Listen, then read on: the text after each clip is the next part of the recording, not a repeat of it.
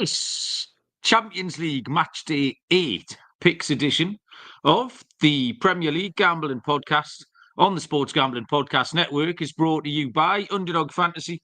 Sign up with the promo code PLGP to get a 50% deposit bonus up to $1,000. We're also brought to you by Edge Boost. Earn up to $750 per month on your sports gambling transactions. Go to edgeboost.bet, promo code SGPN. And we're brought to you by Rhythm, the leader in data-driven picks and props. Get your 7-day free trial today by going to sportsgamblingpodcast.com/RITHMM.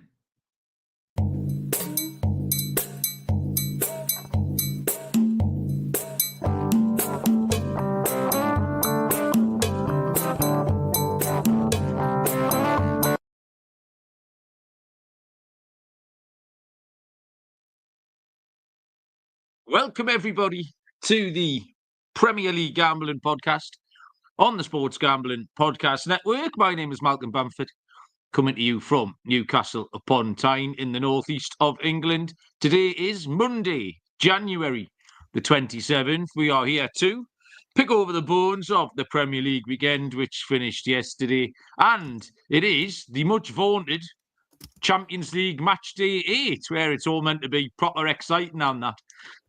Joining me, barely containing his excitement, is Mr. Barry Penaluda. All right, Baz? Yeah, well, I've been a sceptic about this format of the tournament from the start, so I'm not going to sit here and big up this final round of games, Malcolm. I'm going to slag the shit out of it. So, yeah, there's my excitement. Well, we'll get to it in a bit, because obviously that's why we're here. But I must admit, I was like, right, here we go. What's up for grabs? What's at stake? Oh, fuck all. Nearly entirely fuck all during the whole thing. So the games are going to happen, and someone's going to win or lose or draw. But there's not an awful lot up for grab. But we'll they're trying to big it up. I mean, I'm listening to loads of sort of various sources, Shearer and their podcast and various other ones.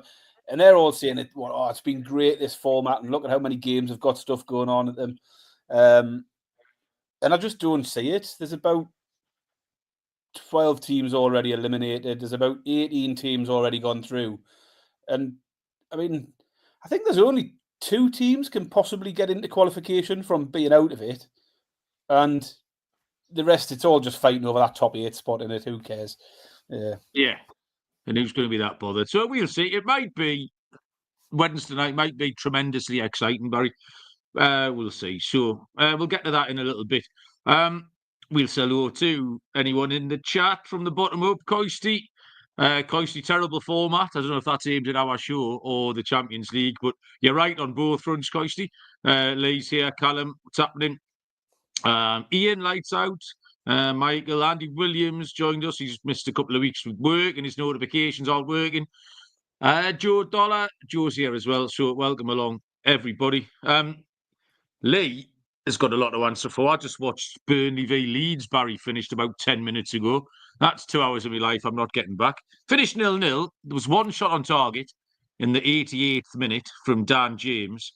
And I was going to do a quiz, but Andy knackered that up before we started by telling everyone the answer. That was Burnley's 9th 0-0 draw of the season. Like, we take the piss out of everything on this show, and I think they've had 3 or 4 or something. 9 0-0 draws is absolutely remarkable. Like, so that was absolutely dog shit, I'm afraid. Harry's joined us as well. Chelsea, how are we doing? I've got a couple of weekend updates, Baz, before we get going. Firstly, if you remember last week, I bought a palm tree. I lied to the missus about how much the palm tree cost, and the missus found the receipt for the palm tree in my trouser pocket. So I spent the weekend firmly in the doghouse. So I would advise everyone not to tell pork pies, because it will catch up with you. Secondly, I went to Gateshead Oldham, if you remember, on Saturday. I met my mate, who I hadn't seen since year 2000. He left Worcester. I came back in 2002. I haven't seen him since 2000. So it was a solid 25 years. We had loads of fun. Just talked all our yesterdays. Had a proper trip down memory lane. But the funny thing, what I didn't expect about the day was I expected him to have a few like Oldham friends. He's from Tunbridge in Kent, but his dad's an Oldham fan. So he came with his dad. I was expecting like a car full of pleasant northern folk. What actually was, it was all of his mates from Tunbridge. It was just, so I walked into the pub, I met them in the bridge, Baz. It was just a cast of absolute 1970s villains, 1970s Cockney East End villains. So Phil introduced me, there was like 11 of them. So this is Dave's Arsenal. Garfield's a Millwall fan. Garfield, the Millwall fan. What a great name. Named after Garfield Sobers, because his dad was a cricket fan. And then, yeah, so there was Millwall. It looked like, is it Green Street? That Green Street hooligan film. Mate, it looked like the poster for that. Like, all 60-year-old just looked mean. And then they were telling me the whole stories, the Millwall fans about wandering around looking for trouble in Leicester in 1982.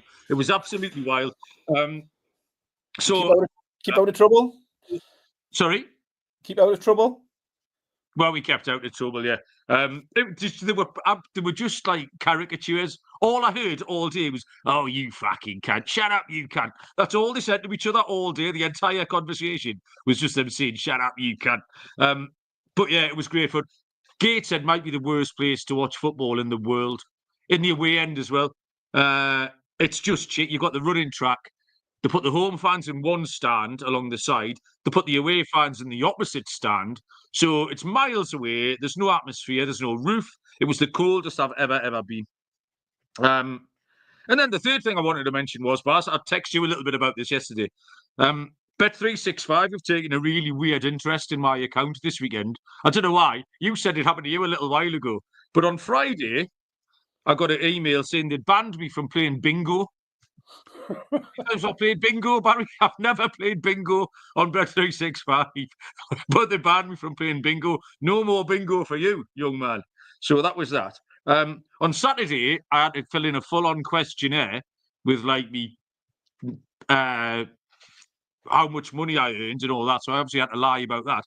And then today, I got a weird email saying I got a deposit limit, Barry, a monthly deposit limit of £1,750. Like, I'm fucking going to get anywhere near that. So I've no idea what they were doing. It seemed like a bit like COVID, you know, when it doesn't matter what the rules are, just have some rules. Like you have to go around the left-hand side of the bar, or you can have a pint if you have a Scotch egg. It seemed a bit like that. So they're obviously ticking some boxes by banning me from bingo, making me fill that form in, and limiting me to £1,750 a month deposit. So that was my crack from the weekend. Barry, you?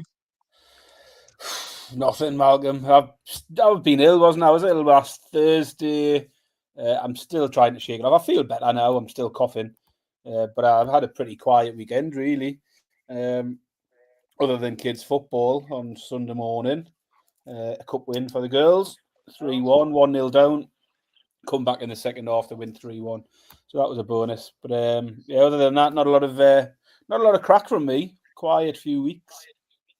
That's very good, Baz. We're building up to the Super Bowl party, though, right, which is your time to shine, Barry. That's your annual day in the sun. I hope you've got great things planned for us. I'm excited. I had a little 11-1 winner on the NFL last night. A little build-a-bed bonus type thing. So woke up to 120 quid in my account, which was a little bonus. And I'll tell you why it was a bonus, Baz, because my picks over the weekend were absolute dog shit. I completely and utterly bought it this weekend. I was due a bad one. 2 out of 10, Barry. 2 in 8. I didn't like the card going in. I mentioned that. And I said all my picks were boring. They were all sort of hovering around even money. And I was just hoping to win 5 or 6. Well, I didn't. I won 2. The bad picks where I had no chance of winning were the Everton and Man United winning.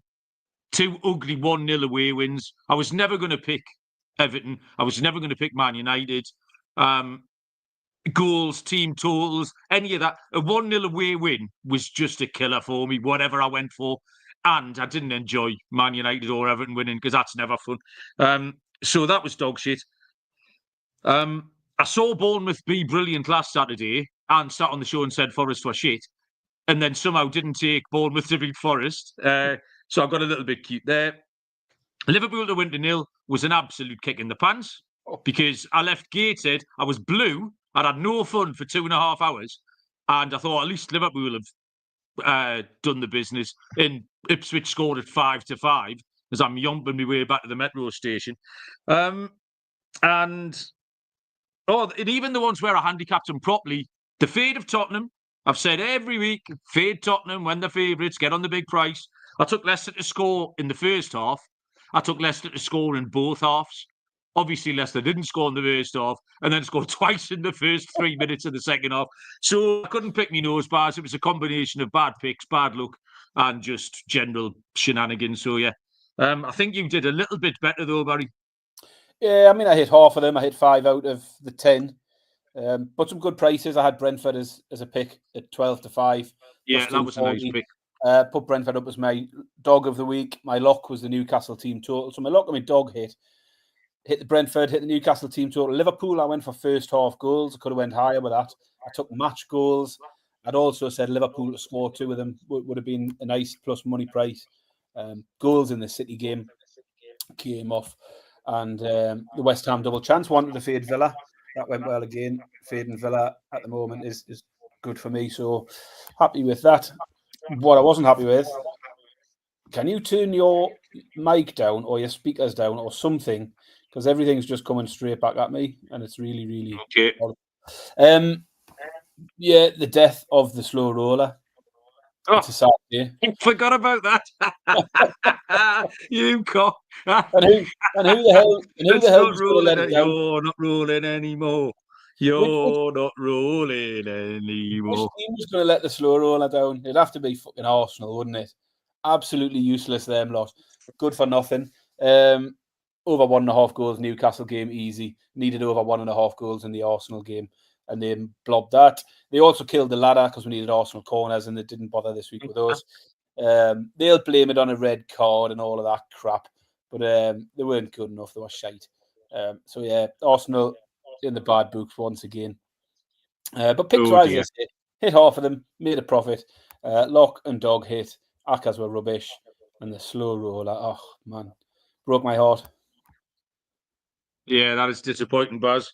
Are there any thoughts about reigniting this? I mean, I had 2 goes at it, Baz, before I gave up. You can have another go if you want. Not dead. I haven't got one for this week. I will reignite it into the Premier League weekend this week, though.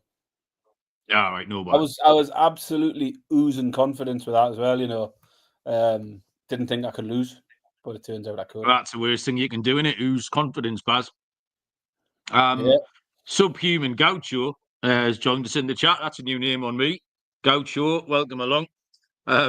We haven't got really eye catchers this week. We'll probably cover the Premier League teams when we do them on Thursday. Harry saying that Robert Sanchez is made onto his personal tit list. Yeah, instead of signing another winger this week, why don't you sign a goalie? Because you've got loads and loads of wingers already, and you haven't got any goalies. Michael Oliver's getting bigged up in the chat. I know the Arsenal fans were trying to find out where he lives. Well, I know where he sits at the match. So if you come and ask me, I can show you on Saturday against Fulham if he's there. So there you go. And Coisty's flexing a little bit. He's telling you off for calling Rangers minnows last week, but well, we'll get into we'll get into the main team in Glasgow in a little while because it's Champions League. So I'm sure we've got Celtic covered tonight. My Rangers minnows comment was very much a dig aimed at Man United and not at Rangers, to be fair. Oh, okay. Sorry, Coisty. We don't like to offend people on this show. We're equal opportunities, dickheads. In honour of the Super Bowl, which Barry is going to cater for everyone, from now until the 9th of February, 15% off everything in the SGPN merch store with the promo code Big Game. And guess who's back? Edge Boost. Like Edge Boost. SGPN. This is insane. SGPN has partnered up with Edge Boost, the premier Visa debit card for bettors. An Edge Boost card allows you to avoid the hassle of having your card denied at the sportsbook, DFS site, sweepstakes site, racetrack, or casino, and you can earn up to $750 per month in cashback rewards for using your Edge Boost card. The best part is no credit checks, and it's completely free. You could probably play bingo if you wanted to. Sign up today Use the promo code SGPN so you get better cashback rewards and instant tier 2 status. That's edgeboost.bet, promo code SGPN. And mybookie.ag are still here. Your place to bet on every sport, props for every game, live dealer, casino, loads of locations catered for, and easy deposit and lightning fast payouts using crypto. Head to mybookie.ag with the promo code SGPN for a 100% deposit match up to $1,000 plus a $10 casino chip. That's mybookie.ag, promo code SGPN. Right then. Champions League.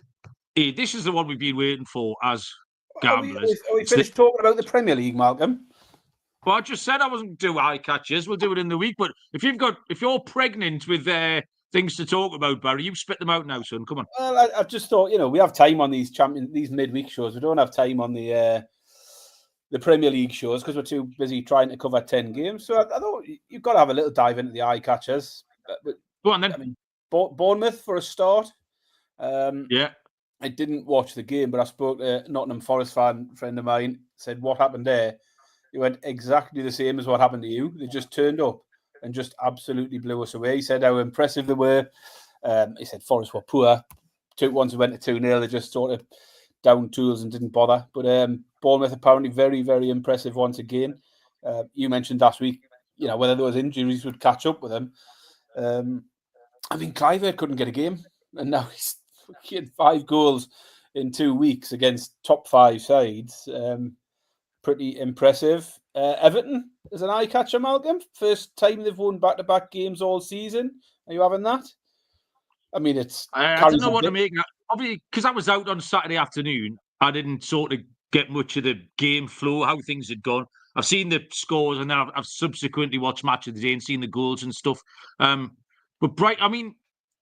we've backed Everton before in similar situations. We had them at Brighton. I think it was you mainly. Had them at Brighton when they beat them 5-1 or whatever it was a couple of years ago. So it's there. It's in the pipeline. I didn't expect it. But Brighton are sort of underwhelming. And that would be Everton's MO. If they get 1-0 up, they're going to be really, really hard to then break down for a team like Brighton, who aren't scoring loads of goals. So it's a stupid penalty to give away. Like, things have to go Everton's way. But if they do, they're going to be able to win games like that. And that's what will keep them up. They can do stuff. They'll do that another 4 times between now and the end of the year, and they'll be fine. Yeah. The other one I mentioned to you in the afternoon was the Arsenal red card. Did you ever see it? I've seen it, yeah. You've seen it, yeah. So I messaged you just saying how funny it would be, how funny the reaction was going to be if Arsenal didn't win that game. As it turns out, they did win the game, and the reaction was still absolutely absurd. Yeah.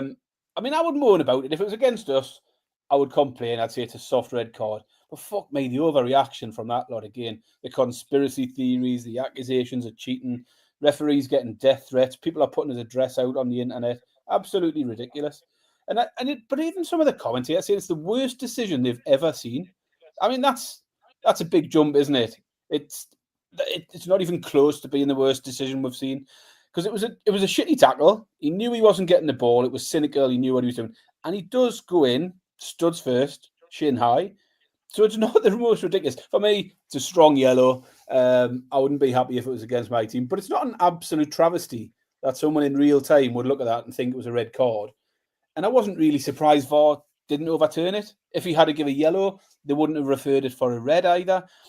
I just thought it was totally over the top again, particularly as they won the game. I mean, I've seen a suggestion on social media that we've never seen a red card for that sort of foul before. That's a ridiculous statement. Absolute garbage. And on the subject of shitty fouls, the Morrison's butcher, Martinez, was added again. Did you see his this week? I didn't see it. I've seen a still photo, and it's just the same arms outstretched. Exactly the same. It's the same still photo as the Crystal Palace game earlier in the season. Exactly the same. And it's not even a tackle. It's not even a 2-footed tackle, is it? Because that's not how anybody tackles in the game, apart from him, seemingly. It's a 2-footed stamping motion into Traore, and he gets away with it because Traore is rock solid and doesn't roll about, and he carries on. He can't keep being allowed to do that until he gets to the point where he just snaps someone's ankle. But they didn't even give a free kick for it. They give nothing for that foul. It's absolutely ridiculous. You can't go on like that. Absolute scandalous that he's getting away with that several times now. And then I did like in the chat, Joe Dollar referring to Martinez and the dickhead dance that he scored after his deflected goal. Yeah, Martinez is a tit. Well, Joe's the Arsenal fan here, and he's mentioning the repeated red cards from the same referee. What I would say, Joe, is it's the repeated ill discipline from a football team who take their lead from a petulant, childish manager. That's the problem you've got. You want to look inwards a little bit rather than at the referee. Joe, I mean, Coisty reckons it was a red. Lee has said exactly, but Lee's got this thing where he seems to be able to read my mind, which is a bit creepy. He's gone a bit Uri Geller here, because it wasn't definitely a red, but it wasn't definitely not a red. Exactly. Was my reading of it. Do you know what I mean? Yeah, I agree. It's one of them where if he does give a yellow, VAR doesn't say, "Oh, you need to look at that again." And if he gives a red, they're not going to say, "Oh, I think you're wrong." To describe it as the worst decision you've ever seen, and I've seen various people, Shearer was one of them, who came out and said it was the worst decision he'd ever seen. God, don't be ridiculous. It's just the most recent shit decision that you've ever seen, that's all. But suddenly it's the worst because it drives me mad. And as you said, I think you hit the nail on the head. Arsenal are ill-disciplined. And I don't think there's any I don't think Michael Oliver has got anything in for anybody. He's just like the rest of the Premier League referees and occasionally makes mistakes. They're not always against Arsenal either, by the way. Pete's turned up. Pete's picks. He's going back to work, but he's given us a couple of GGs for tomorrow. I've put up on the screen there. 120 Blue Betty. I'll have to back that because I've got a Betty in this house. And 1530 Jack's Parrot. I was going to mention actually anyone with this Sky Bet account. There's a little horse racing offer today, which is 4-1 on Constitution Hill and John Bon, both to win at the festival, which is boosted from 2s to 4s. Now, you can only have a tenner on, so it's not life-changing. But when John Bon goes in on the second day of the festival, at least you'll have 50 quid to punt on the third and the fourth day, because I've normally done my tits by then. So if you get on the next couple of days, that looks like it's a really good value offer. I suppose we have to mention Spurs as well, Baz. Just because it was really funny more than anything else. Like, how are Leicester out of the relegation zone? Did they get 12 points for winning yesterday? They that sneaked up on me as well. I thought the same. I was astonished by that. I mean, they just lost 12 games in a row or something, hadn't they? I know it wasn't 12, but they'd lost a lot of games in a row. And I thought exactly the same when the commentators were saying that'll move them out of the relegation. I'm thinking, what? Who's dropped in? Then you forget Wolves have been pretty shit lately, haven't they? I did tweet yesterday about watching Spurs, and I know they get a lot of South Korean fans come and watch Son, and I don't care who goes and does what. But when you watch, it's really fascinating watching a replay of a goal at Tottenham, because the first 3 or 4 rows of people, wherever, they appear to have no idea what's going on. Like, they don't know where they are, what they're looking at. They just look absolutely baffled by the entire thing. And it happens time and time again. It's a good game, Baz. Next time you get a chance to watch Tottenham at home and there's a replay of something, the crowd are just absolutely, they've just no idea where they are or why they're there. So it's good fun. Coisty, who's Gravy Veins, Coisty? It's a great nickname. I'm trying to catch up with the chat here. Gravy Veins will be back up to Celtic when Rodgers takes some shit job. Who do you reckon Gravy Veins is? Oh, is that Postecoglou? Must be. Oh, Why do they call him Gravy Veins? Yeah. Great nickname. Right. I think we're done, Baz. Anything else? Or can we do some picking? Let's go pick. Let's go pick. Right, okay. I'll do these. I'll read this advert out, Baz. Shall I? Underdog Pick'em. It's one of the biggest menus for all sports. Underdog is always making it easier to win with profit boosts and gimme pick'ems, NFL, college basketball, MMA, NBA, NASCAR. Specials and boosts on all flex entries. Promo code is PLGP to claim a special pick and first-time deposit offer up to $1,000 in bonus cash. UnderdogFantasy.com, promo code PLGP. And SGPN's partner Rhythm is the #1 AI-powered sports betting platform that helps provide bettors of all levels the ability to build custom predictive models in seconds, build your own model, or copy one of the top performing models, or have Rhythm build a model for you. Right, so everything's going on here on Wednesday night at 8 p.m, 3 p.m. Eastern time. I've made 5 picks, Baz. I've got a couple of honourable mentions as well. I tried to focus on the games with the most to play for, but actually, as we said at the top, there was not too much jeopardy. And I've got my tape measure, Barry, because I did say I've got a 10-incher under my desk here, which I'm going to get out for everyone in a little while. I went to the Turf Accountants this afternoon, and I've got a 10-incher to show everyone. The teams from 5th to 18th need to win, but have got a safety net. And then at the other end, only Man City and Dinamo Zagreb can get themselves from outside the bottom 12 into the playoffs. So there wasn't an awful lot of jeopardy. So I will start with, I said to Coisty earlier on, we'll have a look at the Celtic game. That's where I'm going to start. Aston Villa taking on Celtic. Villa are 11 to 20, minus 180. The draw 7-2 plus 350. In Celtic are 19 to 4 plus 475. Villa start outside the top 8 on goal difference. They will probably almost certainly go into the top 8 with a win. They just need one of the 5 teams above them to drop some points. But that doesn't mean I fancy them, Baz, particularly. I watched them on Sunday. We took them for goals, and we were kind of ready to fade them, but I didn't do a very good job of it. They haven't scored in 3 of the last 4 Champions League games. They looked a bit... Did you say we, Malcolm? You might recall I did fade them. Yes, what did you do? Take West Ham? West Ham double chance. West Ham double chance. Yeah. They looked average at the weekend. They looked leggy. They looked a little bit injured. Tyrone Mings went off again. Digne went to centre-half. I don't know what all that was about, because he was a right mess in there. John Duran's had his head turned a little bit. Celtic are in 18th, and they've got nothing really to play for.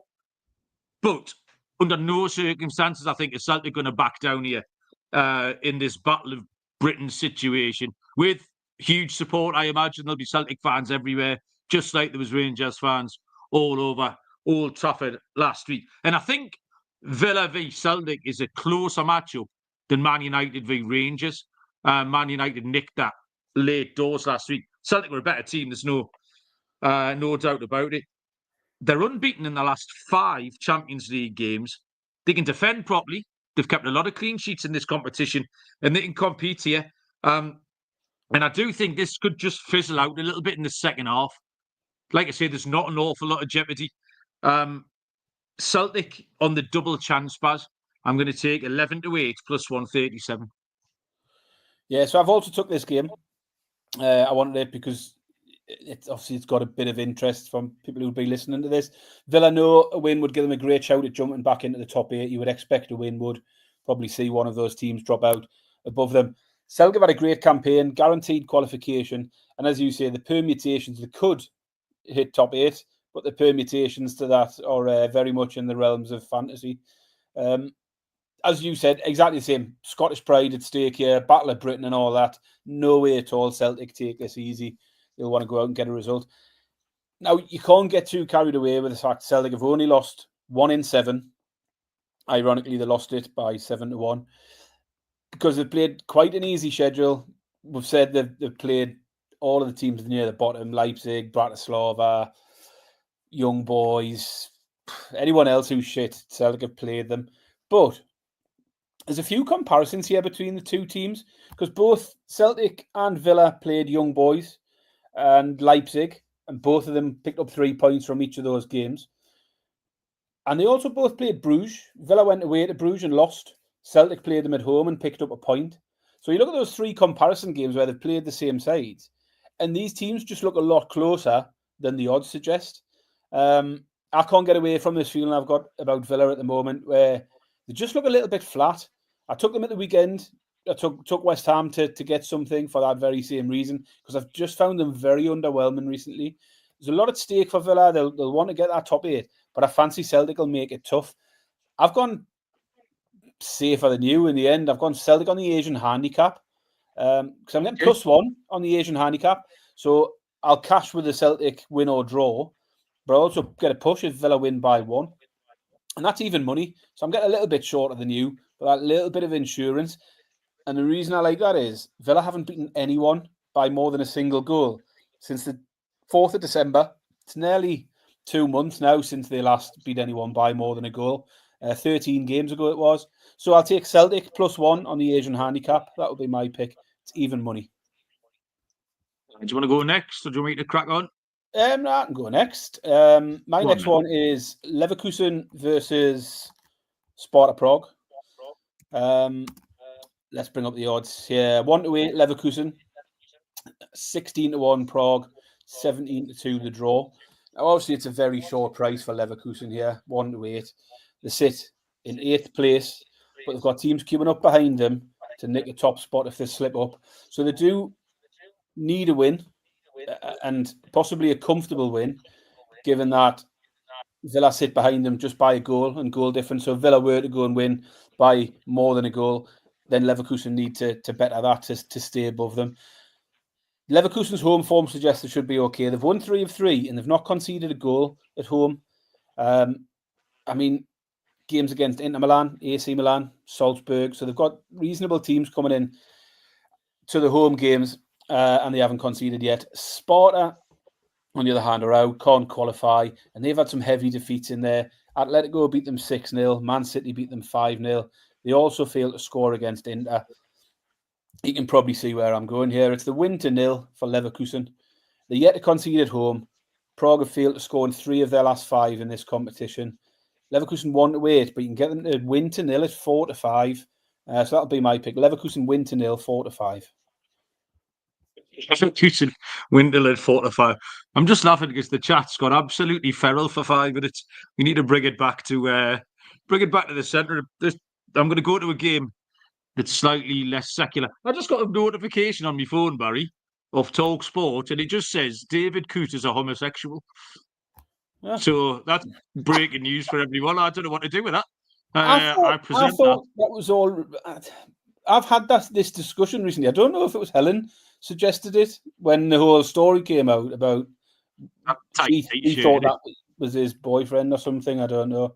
So yeah, she called that a while ago. To be fair, oh well. I don't know why that requires a Talk Sport notification. I must no, yeah, there's no relevance to anyone. Doesn't bother me. Let 1,000 blossoms bloom, Barry. I say. I'm going to go to a game that you absolutely all knew I was going to, which is Bayern Munich against Slovan Bratislava. Bayern Munich are 1-50. Get in. Minus 5,000. The draw 17-2 plus 850. Slovan Bratislava are 16-1. And I'm going to zag, Barry. You're going to love this. This has been a system play. 100% record we've got in fading Bratislava defensively this year. And Bayern do quite like beating up shit teams. It's one of their favourite things, isn't it? They always put 6 or 7. But I'm going to pivot here, Barry. They're unlikely to make it into the top 8, even with a win. The 7 teams above them can keep them out. So I think, again, this could fizzle out a bit. Bratislava are toast. But even if this doesn't fizzle out, the Bayern team total, the goal line, is incredibly high. Bayern are odds on to score 5 times here, Baz. They're 4-5 to score 5 goals. Do you know how many 5 goals is? That's a fucking lot of goals, that, you know. That's what I've written down as well, by the way. Just read me your notes. That's a lot of goals. Under 4.5 goals for Bayern Munich. Team total, that is. 9-10, minus 111. That's got to be great value. Like, it's a Champions League. 5 goals is a lot of goals. Barry, I'm going to get a T-shirt with that on when this wins. Bayern Munich, team total, under 4.5. 9-10, minus 111. Bold move. It's not a fun one to watch, that, though, is it? I don't like it. I mean, it might win. 5 goals. It's just not my kind of game. Like, too many goals, but right. My next pick My next pick comes from the Barcelona v Atalanta game, which I picked partly because we avoided the Barca game last week and it turned out to be the best game on the card. Now, this one might very well be the opposite, given that Barca are guaranteed top 8, so they've got nothing to play for. However, they are at home, where they've got a 100% record in this, including a 4-1 win over Bayern. And they might well still be up for it to keep that 100% record. And if not, Atalanta certainly should be, because they sit in 7th place. They're in danger of dropping out of automatic qualification if they do get beat here. And then it's goals for me. Barcelona games have been full of goals in this competition. All 7 games over 2.5. 5 of the 7 have gone over 3.5. They just had a 7-1 win in the league at the weekend. So I feel even with a weakened Barcelona lineup, you could still see a few goals. And Atalanta themselves have seen 17 goals in their last 3 Champions League fixtures. Been tons of goals in their game. I like goals here, and I think we can get them regardless of how Barcelona approach it. Because if Barcelona do go really, really, really weak, then I can see Atalanta seeing that as an opportunity to cement their top 8 places. I'm going to go for over 3.5 goals here.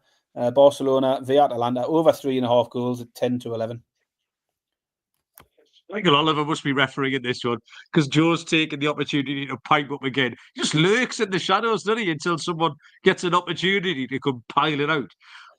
James I did say the Matthews other day, joined us. I can't remember what I posted on about Arsenal on Twitter the other day, but you can guarantee if I put any kind of post Arsenal related, Joe will bite within 30 seconds. The notification will come up. It's always Joe first in there. It's all good fun. Joe's on it. My Bayern Munich pick has not gone down well in the chat, Baz. But anyway, it's going to finish 3-0 Munich, so get ready to clip that, Baz. I've gone to Lille against Feyenoord, Baz. Lille are even money. The draw 13-5 plus 260. Feyenoord 27-10 plus 270. This should be a good game. This was really the first game I looked at when I was looking for games with things to play for with a bit of jeopardy. This was top of the list.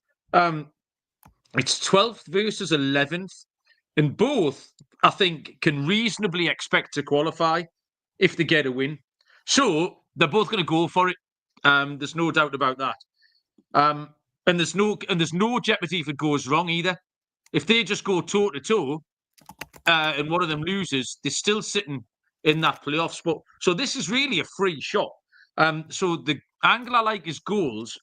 But even without all of those caveats, there's been loads of goals in these games anyway, these two teams. 5 games in a row, both teams to score for Lille in this competition. And 4 of those, over 2.5 goals. Feyenoord, 6 in a row, over 2.5 goals. And in fact, their match totals for Feyenoord in the last 6 have been 5-4-4, 6-6-3.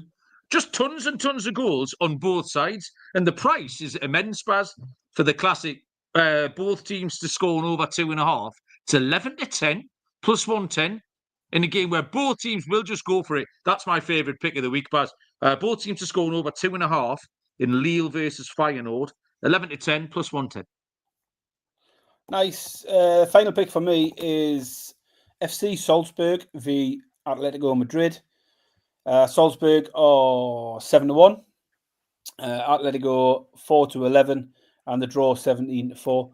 Salzburg, another side who are now out, just 1 win and 6 defeats for them, and 6 defeats out of 7. All 6 of them coming by a 2-goal or more margin.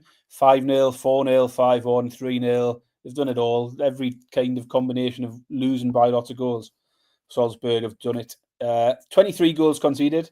Only one team have conceded more than them so far. And they've also failed to score in 5 of their 7 games. Already eliminated for that reason. Atletico sitting 5th, safely in the auto qualification spots, but not quite guaranteed. There are 5 teams sitting outside of the top 8 who are just 2 points behind Atletico. So they will need a win to guarantee a top 8 spot. They had a bit of a dodgy start, Atletico. Won only 1 of their first 3, but they've won 4 in a row since. And come out on top against decent sides. Leverkusen, PSG, they beat 2-1 in each of those. And then they've beaten lesser teams 6-0. They beat Sparta Prague 3-1 against Slovan Bratislava. I think this has got Atletico handicap written all over it. Salzburg losing by 2 or more every week in this competition. Atletico won't want to leave anything to chance. As I say, not guaranteed top 8. Do need to win. I'll take Atletico minus 1.5 on the handicap at 11 to 10. Like that, Baz. Brian's joined. Brian, how you doing? Brian was asking for a palm tree update. So I have just in the box. I've just explained to Brian why I'm on the naughty step. Brian, a couple of days shamefaced for me. I've gone to the Man City game. A couple of the lads were just talking about Kusmanov's debut for Manchester City at the weekend. Man City playing Brugge again, one of the games with a little bit of jeopardy involved. Manchester City 2-11, minus 550, 7-1 the draw, 12-1 Brugge. This is set up beautifully for a comfortable Manchester City win. If they win, they squeeze into the playoffs. But Brugge are likely to qualify even if they lose. So it kind of works out quite nicely. City is still not trustworthy. They got it done in the end of the weekend. They won 3-1. Chelsea probably should have had a second goal, and that would have been game on there. But City have been scoring goals. So while they still look shaky at the back, Bruges are not the strongest. City scored 6 at Ipswich. He scored 3 against Bruges last time out. This is a little bit short, Baz, but it's another bet that I really, really like. Is Manchester City to win and to score over 2 goals. Because City are full of goals. They've put more goals past better teams recently. It's 7-10, minus 142. So it's a bit on the skinny side, Baz. But Man City to win and score over 2 goals is 7-10, minus 142. I think you were done, Baz. You need me to crack on? Are you finished? Yeah, that's me done. So yeah, if you've got one more, then fire in. Gaucho was asking if Marmouche was eligible, but I don't think he is. And Jurgen Klopp's joined us as well, and the Backers family. I tell you what, it's a veritable, it's night of 1,000 stars, Barry, in the chat tonight. Everyone's here. Everyone's piled out for the Champions League. This game we had to cover because this is the classic con. This is the carve-up. This is the game that you always get in the Italian Serie B at the end of the season, like Ascoli v Lecce, and the draws 1-7. This is it. The game is Stuttgart against PSG. 9-4 Stuttgart, plus 225. 8-5 the draw, plus 160. 9-5 PSG, plus 180. It's the classic fiddle. It's 24th against 22nd. That makes both vulnerable with a loss, but it makes both go through with a draw. And you know what these murky foreigners are like, Baz? The draw just stands out a mile. I mean, it's favourite. The draw's favourite. 8-5 plus 160. And the 1-1 draw, I was going to make it the 1-1 draw of the week, Barry. Do you want to price up the 1-1 draw for us, Baz, in this? I can do, yeah. No, I mean, I'm asking you to guess. Oh, you're right. Yeah, I'm going to say they've probably got about 4-1. It's exactly 4-1, Barry, for a murky 1-1 draw between Stuttgart and PSG. They'll get to 60 minutes at 1-1, then just fanny about West Germany, Austria, 1982 style. Reference for the teenagers there. So, yeah, I'll take the draw here in Stuttgart versus PSG. And if you want the 1-1, there you go. I said I had some honourable mentions. I fancied Barcelona. You kind of talked me out of it a little bit. I thought Barcelona were a good price. And there's a dog on the entire card. I quite like Bologna. Now, I know they haven't been very good, but they're away at Sporting Lisbon. Sporting do need to win to carry on, but they've just been rubbish lately in this competition. They've completely and utterly gone off the boil, and they could lose again here. Bologna is 6-1, so they were a little bit of an honourable mention. Would you like to see me 10-inch, Baz? I don't know how to answer. Well, yeah. I did, like I said, tape measure. It's exactly 10 inches from tip to base, Barry. So I stopped off at Kingston Park, broke lads this afternoon. Now, the only problem I've got when I got home, I've just explained why Stuttgart PSG is going to finish 1-1.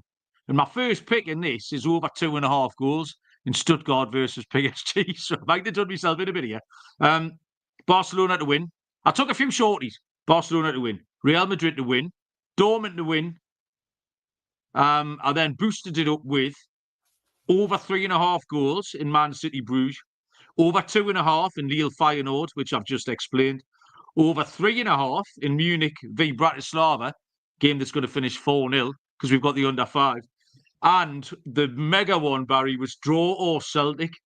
Double chance Celtic, 29-20.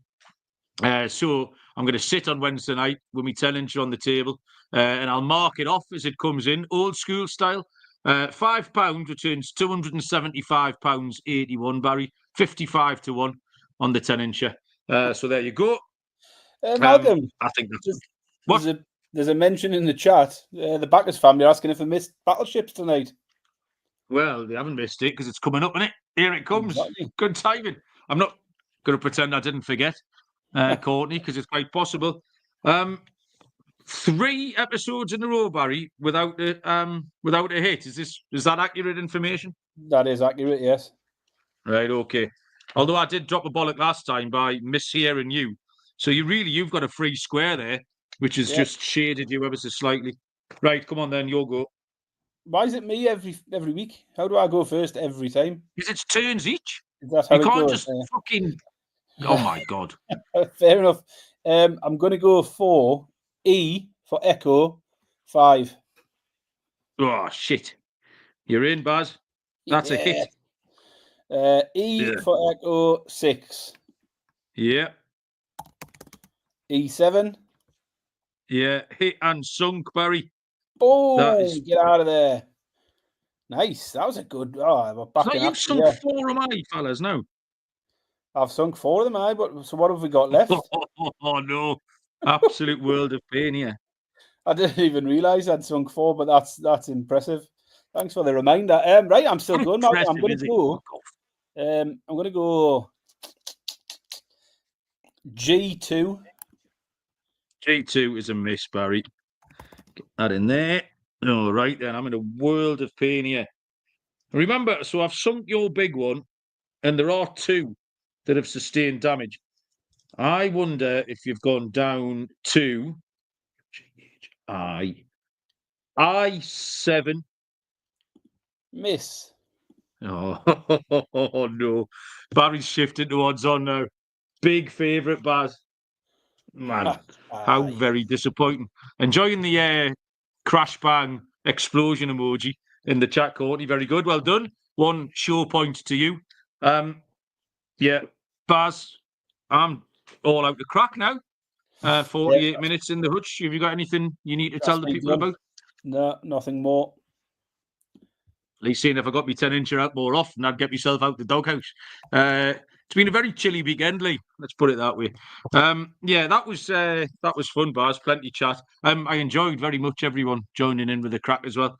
Yeah, it's going to be interesting. It's going to be an interesting watch, Baz, because basically I think they changed the format for this one night, didn't it? This was the whole point of it, and it's going to be mega exciting. So we'll see if it is, or if not, hopefully we can pick some winners anyway, Barry.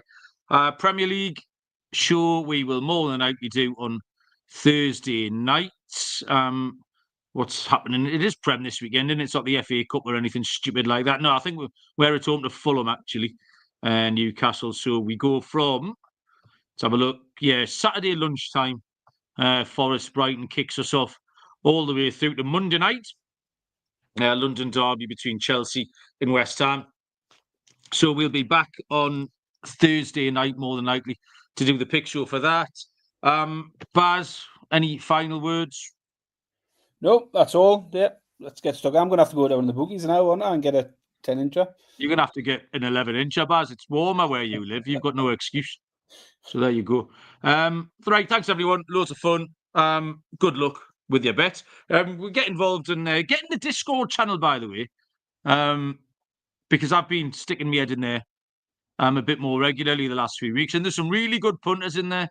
So we'll either post it in here or we'll stick it up on Twitter or what have you. But it is good crack. Like it's a bit like the comment section of the live, but just all the time. There's some sharps in there. You'll get some winning bets off the people in there. So go and find. Do you know what that address is off the top of your head, Baz? No. Nah. If you go, you can get it from our Twitter page, I'm sure. If you go on the link tree thing, you can get all the links to all of the social media. So it is there somewhere. It's on the YouTube profile as well, I think. You can find the link easy enough. Smashing. Okie doke. I am not going for a game of bingo. Good luck. We'll see you all down the road. Cheers.